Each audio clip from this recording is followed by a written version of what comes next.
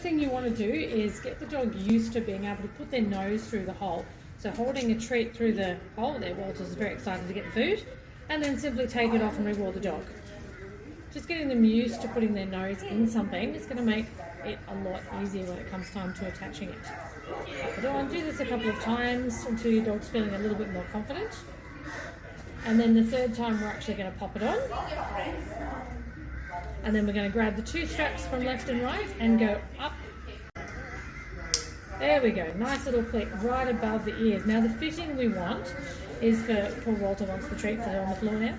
The fitting we want is, we want it to be 2 fingers space between the dog's back of head and the collar, and making sure it's really high and tight.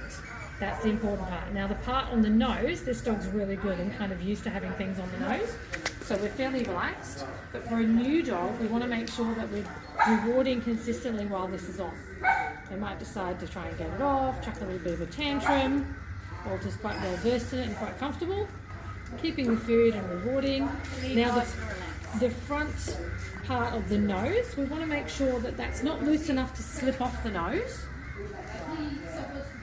It shouldn't be able to slip off. We can slip it off as a human because we have muscles, but they shouldn't be able to get their paws in and just snap it off.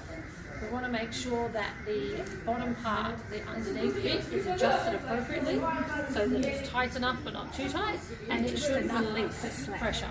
So when there's a tight moment, it should then be able to release nice and easy, and that's the effective use of the collar. There we go. And you want it to stay nice and loose. Now, as I said, Walter's being very good right now and totally calm and enjoying the moment, but your dog may not.